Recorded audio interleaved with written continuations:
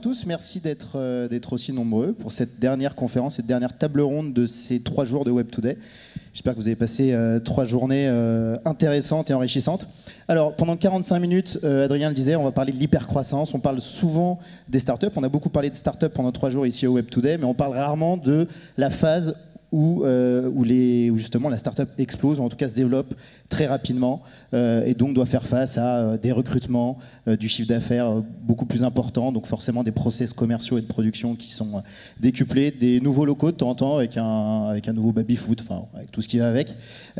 Voilà, donc on va parler de tout ça pendant 45 minutes, un peu moins maintenant, et j'espère qu'on va vous apporter le maximum de réponses à tous ceux qui se posent des questions sur comment gérer cette hypercroissance. Alors Adrien le disait, on a 3 invités. Normalement, on devait être 4. Il y avait aussi Meryl Job de Vite Dressing qui devait nous rejoindre, mais elle n'a pas pu être là.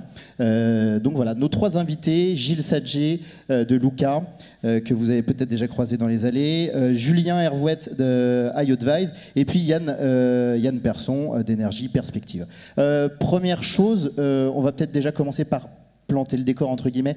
Ce que vous faites, on va juste rappeler vos activités, les chiffres clés, qui montre justement à quel point vous avez eu cette hypercroissance. On va commencer par toi, Gilles, tu es le plus proche de moi.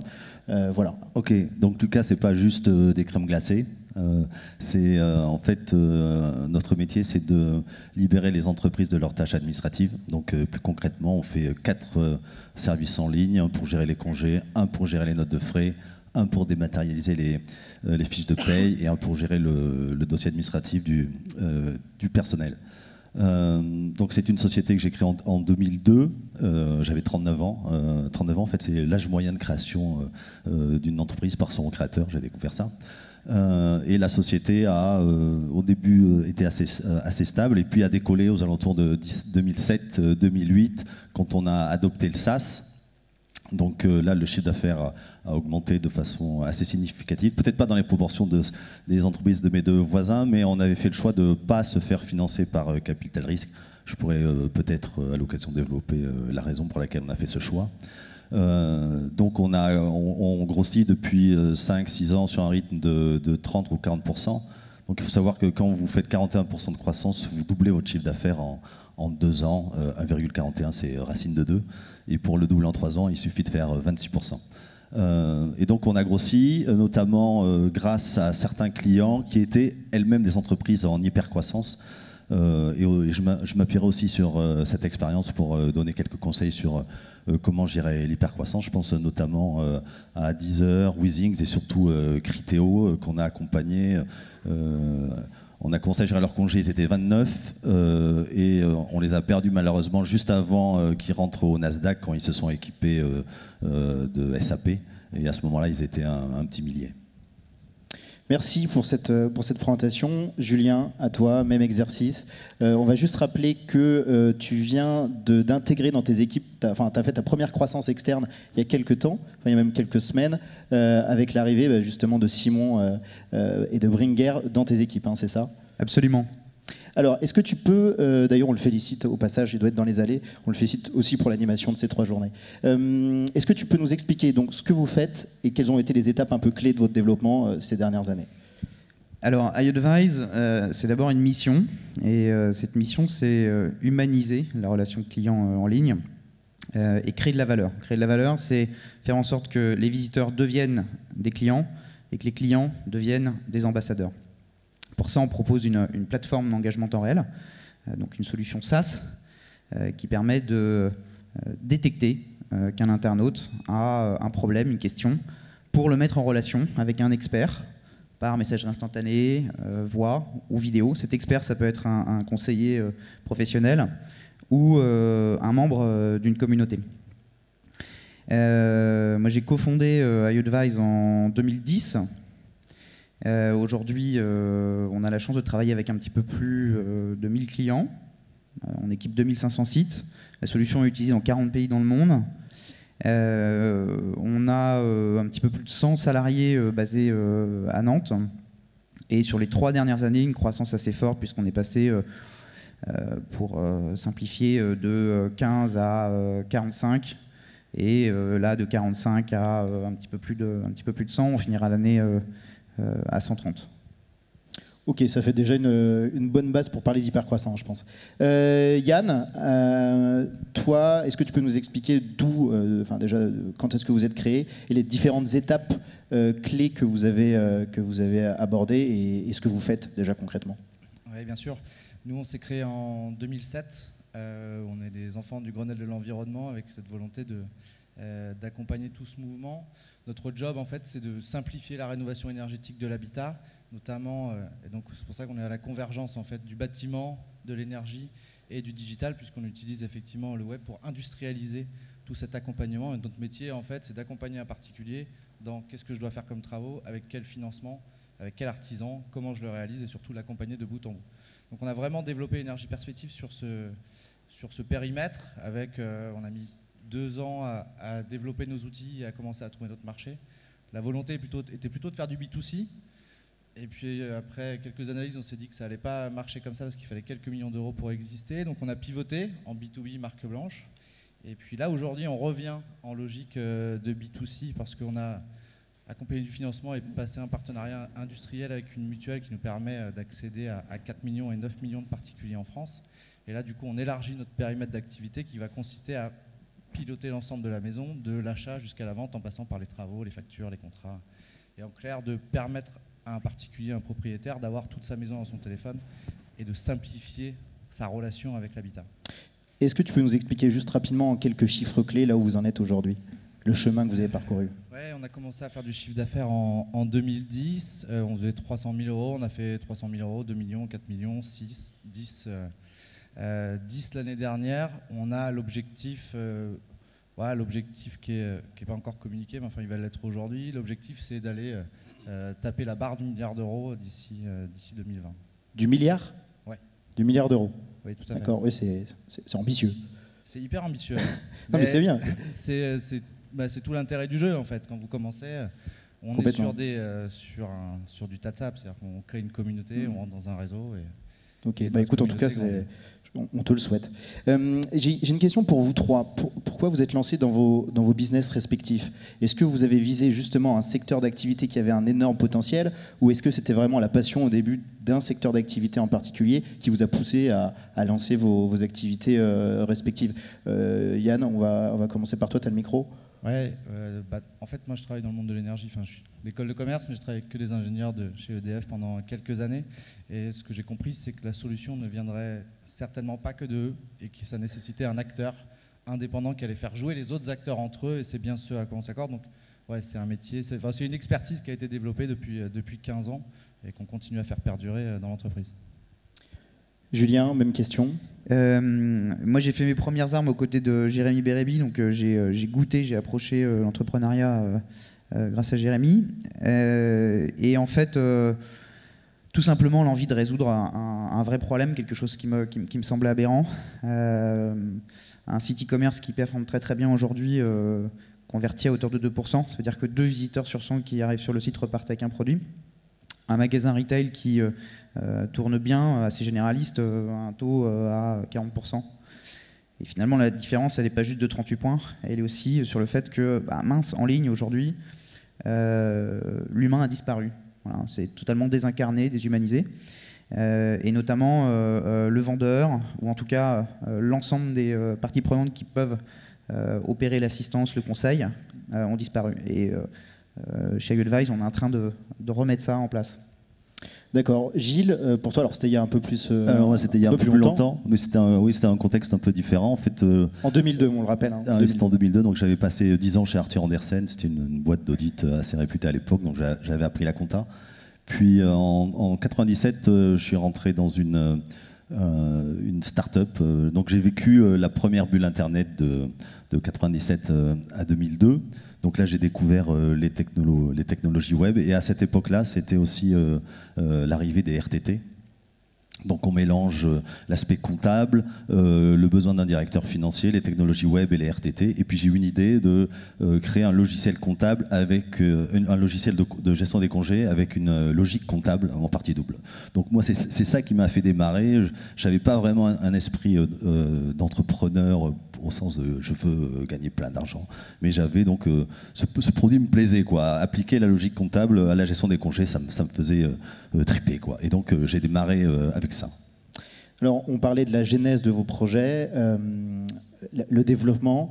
Quel a été le point clé, le moment, on va dire le seuil, l'élément déclencheur qui a fait que vous êtes rentré dans cette phase d'hypercroissance, dans cette phase de croissance rapide où vous devez recruter à tour de bras? On va peut-être commencer par toi, Julien, parce que tu en parlais tout à l'heure, où vous commencez à doubler vos effectifs, vous commencez à doubler, voire tripler votre chiffre d'affaires, vous commencez à vous agrandir parce que vous n'avez plus de place, à pousser les murs.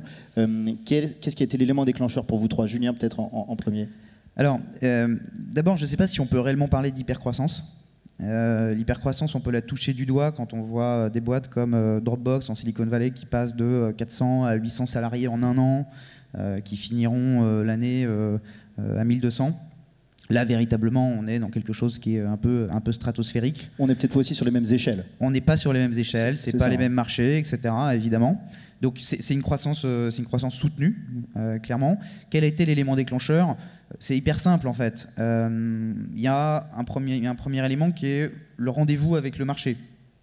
Time to market, la solution plaît, les clients arrivent, les clients sont satisfaits, et d'un seul coup on a un effet vertueux qui se déclenche. Un modèle économique, super, rentable, et à partir de là, on décide d'aller chercher 1 million d'euros chez Alven Capital. À l'époque, tous les indicateurs étaient au vert, on était super dragués, donc on avait cette chance-là de pouvoir faire un peu nos enfants gâtés, et on a levé 1 million d'euros. Et en fait, je vais reprendre une phrase de Jérémy Muson que je trouve assez marrante, c'est... désolé Jérémy de te citer... lever des fonds, c'est un peu comme dans un jeu vidéo, c'est-à-dire que d'un seul coup, on a plusieurs vies. On a plusieurs vies, ça veut dire qu'on a le droit de se tromper. On peut se tromper, c'est pas ce qui va tuer la boîte. Donc ça donne le droit d'essayer, ça permet de sortir de sa zone de confort. Et en fait, la réalité, elle est très simple, c'est que d'un seul coup, on sait qu'on a 1 million en trésor, tout est possible. Et on n'a plus peur d'investir, on n'a plus peur de recruter, on n'a plus peur d'aller à fond. Et comme le business est bon, comme le modèle économique l'est aussi, bah, d'un seul coup, en fait, la croissance est au rendez-vous. C'est-à-dire que les investissements génèrent un retour sur investissement et la mécanique est en marche, la machine est partie. Ça a l'air presque facile quand on t'écoute. Aujourd'hui, toutes les startups et toutes les entreprises aimeraient avoir... Alors, même si tu n'aimes pas le terme hypercroissance, une croissance rapide, c'est si simple que ça, c'est pas aussi simple que ça, j'imagine que non. Mais est-ce que cette levée, par exemple, ça a été ça l'élément déclencheur, ou ça a été juste une mayonnaise, entre guillemets, qui a pris, ou beaucoup de paramètres différents qui s'assemblent à un moment donné font que ça crée cette croissance? Ou c'est vraiment la levée de fonds? La levée de fonds, en fait, c'est... Ce qu'il faut comprendre, c'est que la croissance ou l'hypercroissance, c'est avant tout, je crois, la volonté d'entrepreneurs. Voilà, ça va être la volonté de Yann et de ses associés, ça va être ma volonté à un moment donné de se dire « Ok, on y va à fond ». D'où la passion. Qu'est-ce qui met en fait en condition l'entrepreneur de se dire « On y va à fond ». La levée de fonds est quelque chose qui lève peut-être un frein psychologique à investir. Voilà. Ce que tu es en train de dire, c'est que s'il n'y avait pas eu cette levée de fonds, vous auriez peut-être pas eu, c'était pas une question de moyens, c'était plus, en tout cas, matériel, pratique, c'était vraiment des moyens, voilà, ça a débloqué quelque chose en vous. En tout cas, oui, me concernant, ça a débloqué quelque chose. Et puis après, il y a le fait qu'on est au carrefour des bonnes vibrations, c'est-à-dire que la solution est bonne, les clients sont au rendez-vous, on arrive à trouver les bons talents, et puis d'un seul coup, la mayonnaise prend. Voilà. On reviendra sur le recrutement parce que c'est vraiment une phase clé, je pense, dans vos trois activités. Yann, toi, quel a été l'élément déclencheur? Qu'est-ce qui a lancé la croissance exponentielle d'Énergie Perspective, pardon? Nous, c'est clairement un pivot, c'est une analyse marché. Avec le même produit entre B2C et B2B, on a fait le choix, en faisant une analyse, en se disant mais qu'est-ce qui est le plus important en fait pour nous? C'est de faire vivre le service et de le faire développer le plus possible, ou de faire émerger une marque. Et par rapport à l'environnement concurrentiel dans lequel on est, qui est le monde des grands énergéticiens ou des grands du bâtiment, on a fait le choix de la marque blanche.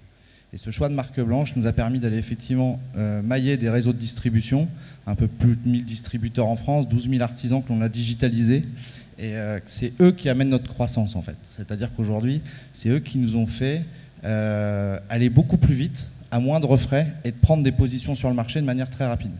Aujourd'hui, c'est ce qui nous a permis de faire cette première phase. Là, on a eu cette même analyse dans le choix de la levée de fonds, parce qu'effectivement, à un moment donné, quand on veut vraiment grossir, on est obligé de passer par là. Nous, jusque-là, on avait fait que de la love money, des gens entre nous, qu'on avait financé le développement. On avait quand même mis 700 000 € sur la table, mais je veux dire de manière sans passer par des financiers. Et quand s'est posé la question de lever des fonds, on s'est dit mais qu'est-ce qu'on recherche en fait? Est-ce qu'on recherche juste de l'argent ou est-ce que en même temps on va chercher un partenaire industriel qui va nous amener nos clients? On est des obsédés du coût d'acquisition client minimal. On essaye d'être les plus Google free possible. Ce qui est assez c'est à l'inverse de souvent ce qui est dit, mais nous, moins on dépense d'argent pour trouver un client, plus on est content. Et parce qu'on sait que cette marge-là nous permet d'avoir une offre la plus compétitive et la plus smart sur le marché. Donc c'est ça qu'on cherche à faire. Donc la levée de fonds, ça vous a quand même aidé, ça a quand même été un élément aussi, un tremplin. C'est peut-être pas ce qui a déclenché, mais en tout cas ça a été un tremplin pour vous. Ça nous a permis, et là je fais le pont avec effectivement cette dimension RH, ça nous a permis de recruter un digital officer qu'on a fait venir de Londres, un data scientist de chez Cdiscount. Voilà, ça nous a permis de faire venir de la compétence, de faire revenir de la compétence à Nantes avec des gens de très haut niveau, parce qu'effectivement, en face, nos concurrents sont des gens qui ont des grosses équipes. Et donc nous, ça nous permet surtout de venir structurer toute une équipe et des partenariats pour investir à fond dans le produit et en même temps de ne pas se soucier de ce coût d'acquisition en disant comment j'arbitre entre mon produit et mon acquisition client. On n'est pas là-dedans. On est à fond dans le produit parce qu'on sait qu'on a la base de clients en face. Sans cette levée, ça aurait été impossible, à ton avis, avec du recul aujourd'hui?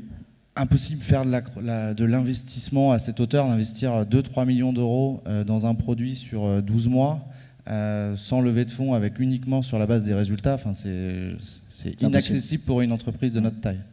Alors Gilles, toi ce qui est intéressant comparé à Yann et à Julien, c'est que tu n'as jamais levé de fonds. Alors c'est une stratégie intéressante. Alors déjà, tu parlais de 2007, le vrai tournant ça a été à cette époque-là. Qu'est-ce qui s'est passé? Puis après on reviendra aussi sur cette stratégie de ne pas lever des fonds. Oui, alors le fait de ne pas lever de fonds, c'est un coût, ça demande du temps, hein, surtout dans les industries du type logiciel.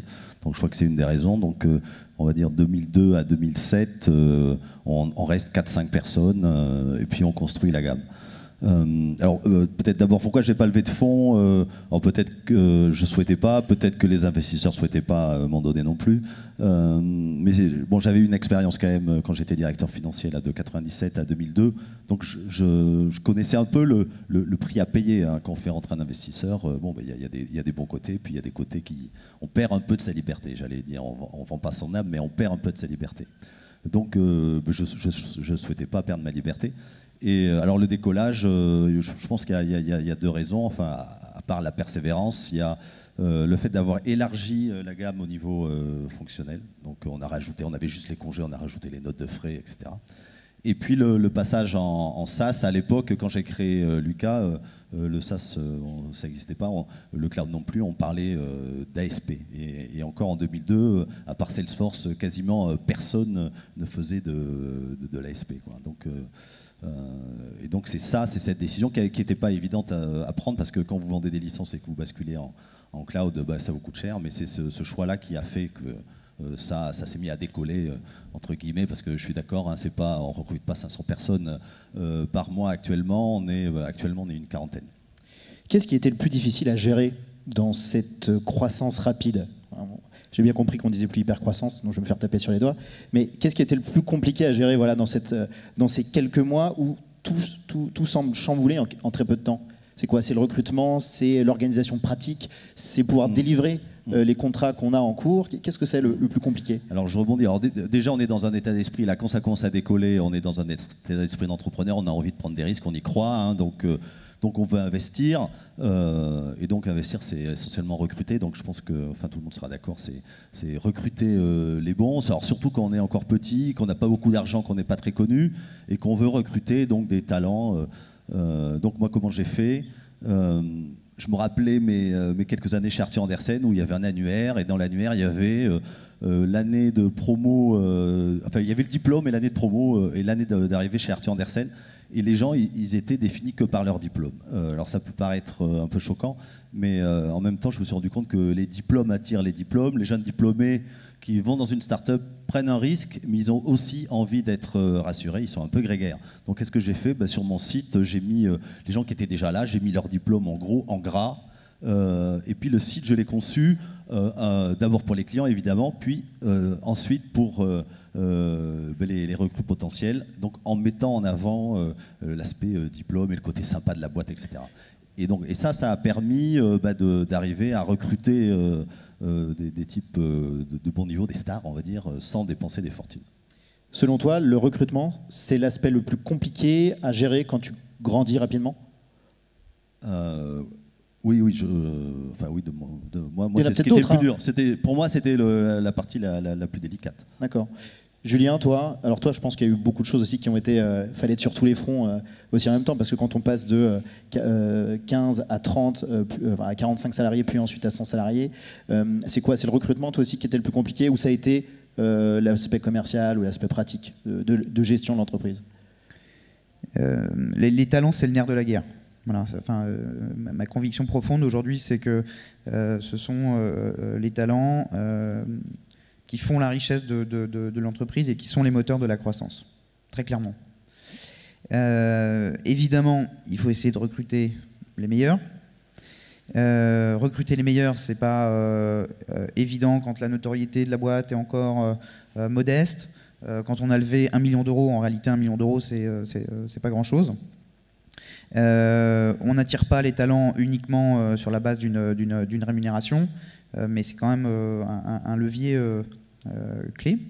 Et donc, effectivement, le principal enjeu, c'est de réussir à recruter les meilleures personnes possibles le plus rapidement possible. Voilà. Puisqu'en fait, l'objectif de la levée, c'est bien de raccourcir le temps. C'est de réussir à opérer un investissement massif qui permet de structurer une boîte, une équipe qui a une taille critique pour assurer une conquête de marché. Voilà. Et aujourd'hui, le recrutement, c'est ce qui est le plus difficile, puisque les très très bons talents sont tous recherchés évidemment. C'est une ressource qui est, j'ai envie de dire, finie. Par ailleurs, une concurrence qui est très rude aujourd'hui sur ce marché. Quand on est dirigeant d'entreprise à la base, on n'est pas directeur des ressources humaines. Comment, d'un point de vue alors là, totalement pratique, on va dire, ou en tout cas concret, comment tu as fait, Gilles, c'est un peu pareil, je pourrais aussi te poser la question, mais comment tu as fait pour recruter ces personnes-là? Parce que certes, un beau produit, tu as une belle entreprise, mais après, il faut savoir aussi parler. C'est un vrai métier, le métier de directeur des ressources humaines ou même de ressources humaines, de savoir gérer ça. Comment on apprend à gérer ça? Parce qu'il faut apprendre sur le tas. Comment ça s'est fait pour toi, par exemple? Au début, on constitue un noyau dur. Voilà, c'est un peu la première cellule vivante où finalement on recrute des gens avec qui il y a un vrai fit, c'est-à-dire que c'est des gens qui se reconnaissent dans le projet, qui ont envie de ça les prend aux tripes. Voilà.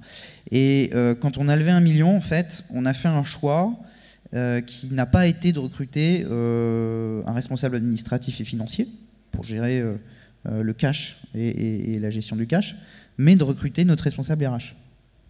Donc ça a été votre premier gros recrutement, entre guillemets. En fait, voilà. Et donc Sophie, qui est toujours là, qui a fait un boulot extraordinaire puisqu'elle a fait passer globalement la boîte de 15 à 100 personnes. On la salue d'ailleurs, je sais pas si elle est là. Voilà, Sophie, peut-être que tu nous regardes si c'est streamé. C'est diffusé dans le monde entier, on nous regarde partout. Sophie, c'est assez marrant parce que pour l'anecdote, je l'ai recrutée parce qu'elle était enceinte. Comme ça. Il faut que tu expliques parce que là, juste. On s'est dit, il y a un super fit. C'est quelqu'un qui a un background extraordinaire et de toute façon l'enjeu ça va être le recrutement, donc il faut qu'on ait quelqu'un de brillant pour gérer ça, voilà. Et ensuite on a eu un vrai travail de réflexion autour de nos valeurs. Moi c'est un truc qui m'a marqué sur mes passages à San Francisco, voilà. Boîte américaine expose de manière très forte leurs valeurs, leur ADN, en fait leurs règles du jeu, et on s'est dit ok, on est 15, donc il faut qu'on réfléchisse à cet ADN. Qui sommes-nous? Qu'est-ce qu'on incarne? Quelles sont nos règles du jeu? Parce que si on passe à 100, il va falloir faire en sorte que les 85 qui vont arriver se reconnaissent dans le projet. Ces 85 qui vont arriver, on va pas mettre des strates et des strates de management, donc il va falloir les rendre les plus autonomes possibles. Et pour les rendre autonomes, il faut être capable de leur donner les règles du jeu. Voilà la vision. Il y a une vraie adhésion avec la vision. Tu es quelqu'un qui a la tête bien faite, on souhaite te rendre autonome, tu as des objectifs, à toi de les atteindre en respectant les règles du jeu qu'on a pu définir. Gilles, pour toi, comment ça s'est fait? Après, je te donnerai la parole, Yann, je t'oublie pas, mais comment ça s'est fait pour toi, cette gestion, justement, tu disais que ça avait été très important pour toi d'arriver à acquérir de nouveaux talents, etc. Comment tu as géré ce nouveau métier, cette nouvelle facette de ton métier qui était de gérer justement ces recrutements, ces ressources humaines? Oui, en tout cas au départ. Oui, qui était même quasi l'essentiel dans ces phases-là, c'est quasi l'essentiel du temps Enfin, c'était l'essentiel de mon temps, où il y a une phase de séduction mutuelle aussi, donc on essaie de trouver des bons, et puis quand on a un bon en face de soi, il faut le séduire, il faut lui donner envie de venir. Donc, et puis j'ai également une responsable RH qui a beaucoup d'expérience dans le domaine, donc qui m'a beaucoup aidé. Tu l'avais déjà à l'époque ou ça a été ton premier recrutement? En fait, je l'avais rencontré au moment où j'étais directeur financier, avant 2002. Donc je l'ai recrutée au moment où on a commencé à décoller. Et c'est elle après qui a géré toute cette phase de recrutement où tu suivais quand même d'un œil très attentif, on va dire, ces recrutements? Oui, alors on se partage le travail, quoi. Mais je pense que le travail de séduction, c'était ça. Et puis on a ritualisé un peu le processus de recrutement en mettant en place plusieurs épreuves. Et la dernière épreuve, une fois que donc, le candidat est préqualifié, on organise ce qu'on appelle un grand oral, où le candidat vient se présenter devant... alors à l'époque, c'était devant toute l'entreprise, quand on était encore moins de 20, maintenant c'est un peu plus dur. Et il devait faire une présentation de 20 minutes sur le sujet de son choix. Alors quand je disais ça, il disait « Ok, mais je peux choisir quoi le sujet de votre choix. » Donc je disais rien de plus, hein, surtout pour pas l'avantager. Et ça, c'est extrêmement efficace parce que donc, vous avez plusieurs candidats et donc on a des présentations soit techniques, soit sur les cannelés, soit sur les vacances au Maroc, enfin sur n'importe quel sujet. Et donc le candidat fait ça et ensuite, donc il ne parle pas de lui, donc souvent il est plus à l'aise. Ça permet d'intermédier la relation. Et ensuite, on consacre 10 minutes à questions-réponses sur le sujet. Et donc je vois un peu comment le candidat interagit avec le reste de l'équipe, comment il passe. Et donc ça, c'est vraiment un élément de recrutement qui est très très efficace. Et que en fait les candidats adorent. Et puis comme tous les gens chez Lucas, ils ont passé cette épreuve, c'est une sorte de baptême du feu. Oui, d'accord. Yann, pour toi, qu'est-ce qui a été le plus dur à gérer, le plus difficile à gérer dans cette croissance rapide? Pareil, le recrutement, ou tu vois d'autres points qui ont été vraiment très importants? Non, ce qui a été le plus, je ne sais pas si c'était le plus dur, mais en tout cas, ce qui est vraiment fondamental dans ce qu'est Énergie Perspective aujourd'hui, c'est au-delà du recrutement interne, c'est vraiment toute la constitution d'un écosystème externe. Quand j'ai monté, j'ai pas dû passer 2 ans, on était de 1 à 4 personnes à faire cette recherche et développement. Les premières personnes qu'on a recrutées, au final, c'est des laboratoires de recherche. Et notamment, on fait notre recherche R&D depuis 6 ans avec l'ICAM. Je salue Gwenola qui nous a bien accompagnés dans toute cette aventure. La deuxième personne en fait, que j'ai vraiment recrutée, en tout cas que j'ai convaincu, qui j'ai fait adhérer à ma vision, ce sont mes 2 associés, Pierre et Marc-Antoine. Ce qui fait qu'aujourd'hui, on est 3 à piloter cette entreprise. Tu étais tout seul à l'époque, hein? Alors, Pierre m'incubait déjà et Marc-Antoine était déjà actionnaire. Mais tant qu'il n'y avait pas de produit, pas de marché, effectivement, je gérais la R&D tout seul. Et ça a été le premier vrai gros recrutement, puisque c'est ce qui fait qu'aujourd'hui, on a une équipe qui peut aller loin. Le deuxième niveau, c'est effectivement tout ce recrutement d'écosystème. Aujourd'hui, Énergie Perspective, c'est 50 personnes en interne, mais c'est 80 à 90 personnes qui travaillent au quotidien pour le projet. Des laboratoires de recherche, des écoles, des partenaires et des prestataires, des choses qu'on a décidé d'avoir en externe, mais sur lesquelles on est réellement dans une logique de partenariat et on est très attaché, en général, quand on s'associe en fait avec ce type de partenaire, on est très attaché effectivement à la fidélité et au partage de tout ce qu'on peut faire ensemble. Et derrière ça, effectivement, ça ne se fait pas tout seul. Donc nous, on n'a pas recruté de DRH. On a pris une autre approche. Chaque personne qui rentre dans l'entreprise passe aux rencontres obligatoirement 1, 2 ou les 3 associés en fonction du poste. Mais on a surtout recruté une API manager qui est là pour faire rayonner et en tout cas une API manager. API manager, ouais. D'accord. On a recruté effectivement et créé ce type de poste pour faire en sorte que l'ensemble des gens de notre communauté aussi bien partenaires en interne, soient contents de bosser avec nous et envie de continuer à bosser avec nous, parce qu'on embarque les gens au regard de notre projet vraiment sur la vision. Et on a des gens qui adhèrent à notre projet, qui adhèrent à nos valeurs, qui sont sur la transparence, la bienveillance, le fait de changer, c'est un peu pompeux, mais le fait de contribuer à changer le monde qui a besoin de muter relativement vite par rapport à tous les enjeux. Et donc on est très vigilant sur ces choses-là, aussi bien en interne qu'en externe. Après le recrutement, dès que vous levez des fonds, par contre, il y a un truc à gérer, c'est effectivement, tu as dû le vivre aussi, c'est l'afflux de candidatures, l'afflux de sollicitations de partenaires, l'afflux de propositions, où là, effectivement, on est quand même obligé de structurer de manière assez forte les processus pour piloter tout ça, quoi. On ne s'improvise pas des RH, on le disait tout à l'heure. Comment tu as fait, toi, pour te former à ça, à recruter des gens, à comprendre leur personnalité? C'est, encore une fois, hein, c'est vraiment c'est des compétences particulières qu'il faut avoir. Comment tu as fait? Tu as travaillé, toi? Tu as pris, je ne sais pas, tu t'es renseigné sur ce qui se faisait? Comment ça s'est fait, ce passage de fondateur, directeur d'une start-up à DRH? Peut-être juste avant, tu dis que quand tu as levé tes fonds, ensuite tu as eu un afflux de candidatures, l'augmentation de ta notoriété, etc. Les CV se sont déversés sur ton bureau. Et n'importe quel profil, développeurs, commerciaux, consultants. Ouais, tout profil, parce qu'on a une particularité, je sais pas, mais on est une start-up qui a des effectifs qui vont de 20 à 59 ans. De docteur en informatique à conseiller téléphonique. Donc on a vraiment effectivement un panel de compétences très très large, ce qui fait que c'est une entreprise où quasiment tout le monde peut postuler. Donc on reçoit des candidatures effectivement en fonction des thèmes, donc c'est vraiment très très très diversifié. Mais ce qui fait la richesse de l'entreprise, hein, et nous on cultive ça, on fait en sorte de mixer en permanence l'ensemble de ces profils, parce que dans notre métier, la gestion de l'habitat, on considère aujourd'hui que des personnes qui ont 55 ans et qui gèrent un foyer depuis 30 ans sont certainement bien plus légitimes pour amener du conseil que des jeunes de 22 ans en coloc, quoi. Et du coup, alors, la question, comment on gère ces nouvelles compétences, comment on les apprend, comment on se forme à manager des ressources humaines? Alors là, je vais avouer que je ne vais pas dire que je suis devenu le super champion des RH, mais je me suis associé avec deux spécialistes, en l'occurrence Marc-Antoine et Pierre, qui gèrent ça à merveille. Moi, c'est plus de l'intuition et du feeling, et effectivement, la compétence et l'expertise en fonction des thèmes, parce que je m'occupe plus de la partie innovation et services. Donc ça, effectivement, je suis juge, mais sur tous ces aspects, respect des valeurs et tout, moi, je suis plutôt intuitif.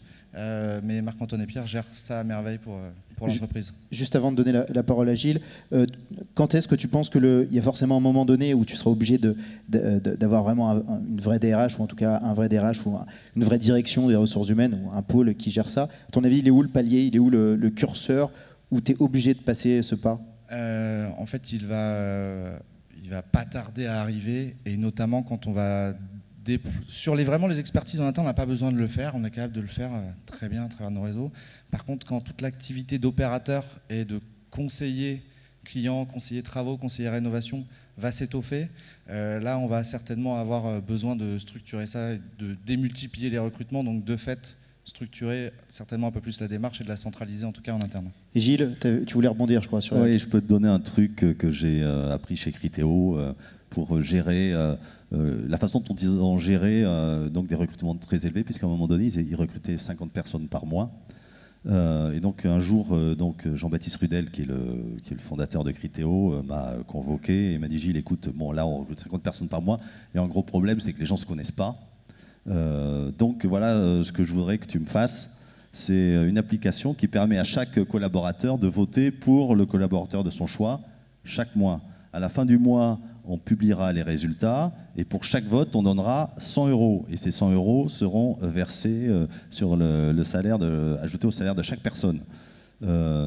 Donc moi, l'idée m'a paru tellement dingue. On ne fait pas de spécifique, mais bon, là, on a fait une exception pour faire un truc pareil.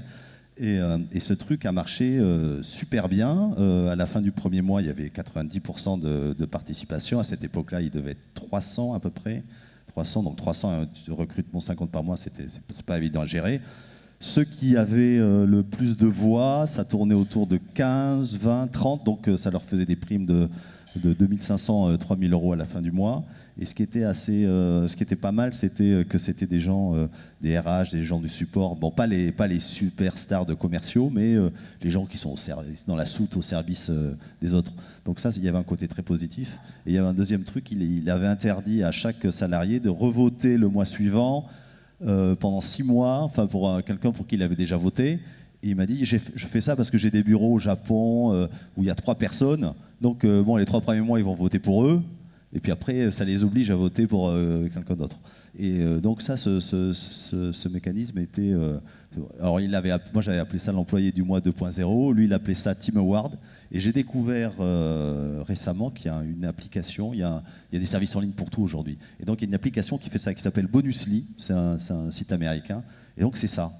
Ça permet aux salariés de donner de l'argent à d'autres salariés. Moi, je ne pensais pas qu'on pouvait en faire un soft. Donc là, j'ai pas été visionnaire. Pour rebondir un peu sur ce que tu dis, quelle place a votre entourage dans le succès de vos projets respectifs? Est-ce que vous êtes fait entourer de mentors? Est-ce que vous avez été conseillé de manière plus précise? Alors j'imagine, oui, quand on lève des fonds, forcément, il y a aussi le conseil qui va avec. Mais Julien, peut-être là-dessus, est-ce que tu t'es fait conseiller? Est-ce qu'il y a quelqu'un qui est rentré et qui est devenu ton mentor ou ton conseiller principal, qui t'a aidé sur cette croissance?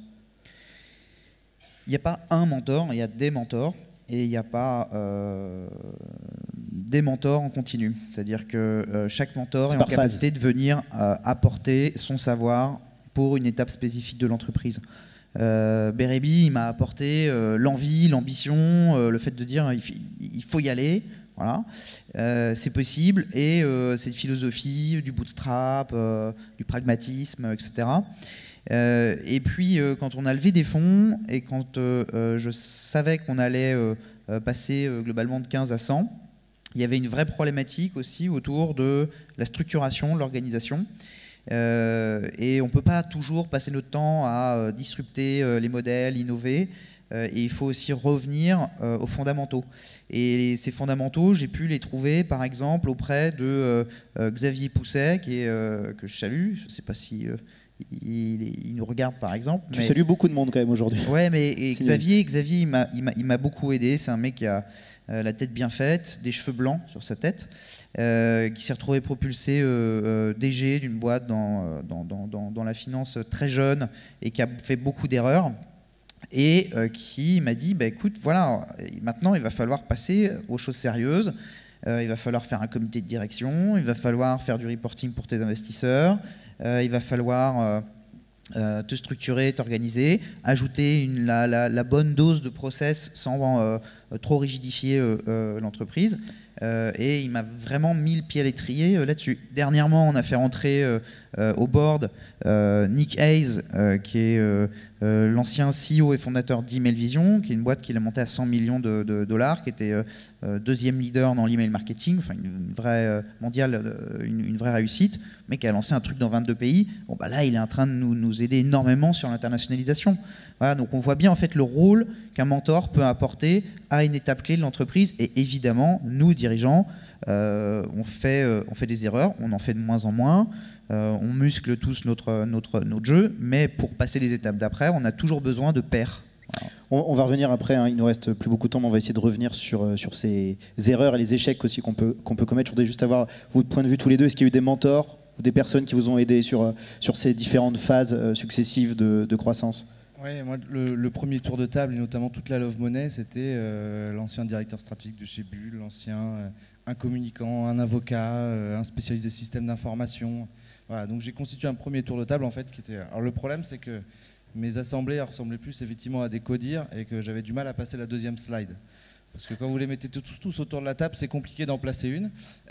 Donc la première fois, vous passez la première slide, ça s'arrête. La réunion d'après, c'est 2, puis au bout d'un moment, ça passe. Mais effectivement, c'est un sacré apprentissage. Et là, vous êtes face à juste 10 mecs de top niveau. Donc c'est hyper formateur. Il faut venir avec un casque, mais ça passe. Et effectivement, ça a permis vraiment de structurer, de gérer tous ces pivots qui n'étaient pas simples.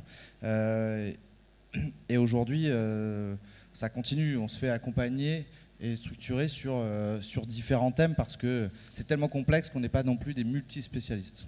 Gilles, pareil, tu as eu des mentors qui t'ont... Oui, 5 ans après avoir créé Lucas, j'ai rencontré un ancien d'Arthur, le type qui m'avait recruté chez Arthur et qui m'avait plus ou moins formé. Et donc j'ai commencé à lui raconter ce que je faisais, que sur mon site, je mettais les liens vers les sites des concurrents, parce que comme ça, mes clients pouvaient aller voir plus vite que mon soft c'était le meilleur, etc. Et il hallucinait, il était d'accord avec moi sur rien du tout.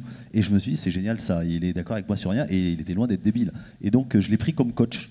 On a fait plusieurs sessions comme ça, parce qu'il était pas d'accord avec moi. J'aime bien les gens qui sont pas d'accord avec moi. Je voudrais juste qu'on revienne, j'en parlais il y a 2 secondes, sur les échecs. Forcément, quand on a une croissance rapide comme ça, on a beau avoir des conseillers, on a beau avoir des mentors, on a beau s'entourer, faire de bons recrutements, il y a forcément des échecs qui arrivent.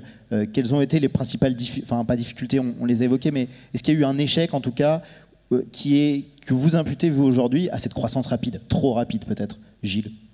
Oui, alors il y a un sentiment d'excitation et qui fait qu'on perd un peu son sens critique. Et moi, à un moment donné, on a fait un peu trop de soft, ce qui fait que les softs qu'on avait perdaient un peu de qualité. Donc il y a un peu plus d'1 an, on a coupé quelques softs pour vraiment avoir le top. Julien, pareil, est-ce que tu vois un échec? J'ai l'impression que tu cherches, tu t'en trouves pas là. On s'est forcément planté. Non, je pense qu'en fait, quand on a démarré, on a pensé trop français. On s'est adressé au marché français, on s'est dit qu'on allait l'adresser avec un modèle freemium à l'époque où personne ne payait en carte bleue. Donc on a peut-être perdu un peu de temps finalement dans le démarrage de notre internationalisation. Voilà, je pense peut-être l'erreur, mais qui n'a pas finalement pénalisé la croissance, parce qu'on a quand même malgré tout réussi à asseoir une vraie position. Puis aujourd'hui, on a une posture de leader européen, donc tout va bien. Pareil, même question, Yann. Est-ce que tu vois des échecs ou en tout cas des choses qu'avec le recul, tu ferais différemment? Forcément, on referait des choses différemment, mais est-ce qu'il y a un échec particulier, une anecdote ou quelque chose qui t'a marqué pendant cette phase de croissance rapide? Je pense qu'il y en a eu pas mal. Parce que le plus compliqué, en fait, pour nous, c'est on est parti d'une vision en 2007 en disant B2C. On a dû bifurquer en devenant éditeur, puis opérateur. Et là, le retour au B2C. Et le plus compliqué pour nous, effectivement, c'est on a une boîte qui gagne de l'argent et qui, effectivement, développe du chiffre d'affaires. Et en même temps, on a une entreprise qui est un peu coupée en deux. Parce qu'on a ça tourne et ça se développe. Et en même temps, on développe tout un autre produit avec toute une équipe. Et donc, c'est le plus compliqué, la plus grande phase de risque qu'on n'exécutera peut-être pas totalement parfaitement, c'est ça, c'est ce virage de changement de métier. Et quand on le faisait, quand on était 3, quand on a dit ouais, bon, on arrête le B2C, on passe au B2B, quand tu es 3, ça va en fait. Quand tu es 50, le navire est un peu plus gros et tu as tout un partenaire, pareil, des clients, etc., qui disent comment vous allez bouger. Et nous, le plus dur, et on va voir comment ça va se passer, c'est d'embarquer tout le monde avec nous. Mais le challenge est huge. C'est intéressant. Je voudrais juste qu'on finisse sur, il nous reste 2 petites minutes, qu'on finisse sur, allez, on va essayer de se projeter un peu, en tout cas de partager votre expérience avec le public. Quel conseil, vous, aujourd'hui, vous donneriez à une entreprise, à une start-up qui est en phase de croissance rapide? Allez, je vais le redire une dernière fois, d'hypercroissance. Quel conseil vous leur donneriez, selon vous, la première chose comme ça qui vous vient à l'esprit? En fait, j'ai posé la question à Rudel, là, je lui ai dit, je fais une conférence là-dessus, qu'est-ce que tu dirais, toi? C'est un peu le gourou, hein, forcément, Rudel. Et donc, il dit surinvestir dans l'équipe et toujours recruter meilleur que soi. Donc, je pense qu'effectivement, surinvestir dans l'équipe, c'est pas une mauvaise idée. Julien, un conseil? Si vous avez un modèle économique qui tourne, il faut juste arrêter de jouer la prudence. Il faut foncer, il faut investir, il faut y croire, il faut effectivement s'entourer des meilleurs talents. Parce qu'encore une fois, ce sont les talents qui font que le moteur de la croissance devient puissant. Et au rendez-vous. Un conseil, pareil, Yann? Ouais, je pense qu'il faut... Ou plusieurs, hein, il y en a peut-être plusieurs d'ailleurs. Ouais, je vais le faire en 2 mots. T'as 28 secondes. Super. C'est être hyper confiant. Effectivement, ce que dit Julien, être accéléré, y aller. À partir du moment où vous avez une vision, des convictions et des gens qui y croient, il faut avancer. Mais il faut coupler ça à l'humilité. Parce que malgré hyper-croissance, croissance rapide, tout ce qu'on veut, une entreprise, ça reste mortel. Ça reste mortel à n'importe quel stade. On peut se faire disrupter par n'importe qui. Et donc, il faut être hyper humble, prendre du plaisir, parce que ça, il ne faut pas l'oublier. Ce qui compte, en fait, ce n'est pas d'arriver à un objectif. C'est le chemin qui nous fait y aller. Et surtout, n'oubliez pas de prendre du plaisir en route, parce que c'est bien le propre de cette expérience de start-upper, c'est de prendre du plaisir en construisant tout ce chemin qui est un parcours génial. La passion. Merci à tous les trois. Merci d'être venus partager vos expériences. Vous pouvez les applaudir. Merci.